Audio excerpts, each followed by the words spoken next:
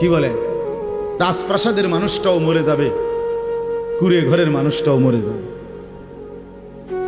সুখের খাবার যার মুখে সেও মরে যাবে, ভিক্ষার থালা যার হাতে সেও মরে যাবে, যাবে না?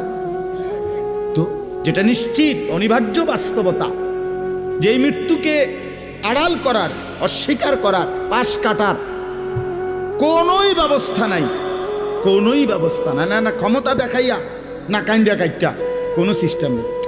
ক্ষমতা দিয়েও মৃত্যুকে ঠেকানো যাবে না, কাইন্দা কাইটাও কি করা যাবে না মৃত্যুকে।